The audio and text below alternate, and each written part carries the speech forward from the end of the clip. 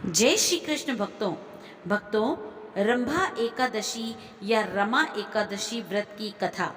दीपावली से 4 दिन पूर्व आने वाली कार्तिक कृष्ण एकादशी को रमा एकादशी या रंभा एकादशी के नाम से जाना जाता है। इस दिन श्री हरि विष्णु के संग देवी लक्ष्मी और तुलसी की पूजा का विधान है।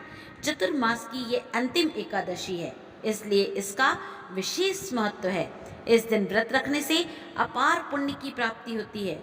अगर किसी कारणवश व्रत ना रख सके तो रंभा एकादशी व्रत कथा अवश्य पढ़ लें। रंभा एकादशी व्रत की कथा इस प्रकार है। प्राचीन काल में एक राजा था मुचकुंद। वो अपनी प्रजा को पुत्र समान प्यार करता था और राजा की प्रजा भी उन्हें अपने पिता के रूप में ही मानती थी। राजा मुचकुंद वैष्णव थे और भगवान विष्णु के परम भक्त थे। वे हर एकादशी का व्रत बड़ी ही निष्ठा और भक्ति से किया करते थे।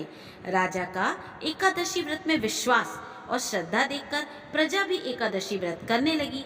बता दें कि राजा की एक पुत्री भी थी जिसका नाम था चंद्रभागा। चंद्रभागा भी अपने पिता को देखकर एकादशी का व्रत करने लगी।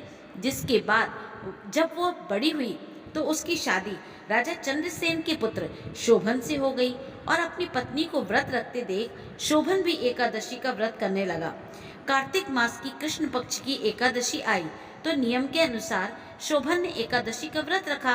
व्रत के दौरान शोभन को भूख लग गई और वह भूख से व्याकुल और छटपटाने लगा और इस छटपटाहट में भूख से शोभन की मौत हो गई।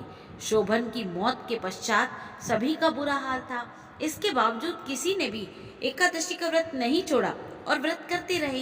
एकादशी के दिन मौत होने की वजह से शोभन को मंदराचल पर्वत पर स्थित देवनगरी में सुंदर आवास मिला। वहां उसकी सेवा के लिए रंभा नामक अप्सरा तत्पर रहती थी। एक दिन राजा मुचकुंद किसी कारण से मंदराचल पर्वत पर गए और उन्होंने शोभन को ठाट बाट में देखा तो आकर रानी और अपनी पुत्री को सारी बातें बतलाई। चंद्रभागा पति का ये समाचार सुनकर मंदराचल पर भागी गई और अपने पति शोभन के साथ खुशी खुशी रहने लगी। दोस्तों, शोभन की श्रद्धा से एकादशी व्रत करने की वजह से उसे रंभा जैसी अप्सरा से सेवा पाने का अवसर प्राप्त हुआ, इसलिए रंभा एकादशी इसको कहा जाता है। तो भक्तों, आप भी रंभा एकादशी का व्रत रखिए और उसके पुण्य का लाभ उठाइए। जय श्री कृष्ण भक्तों।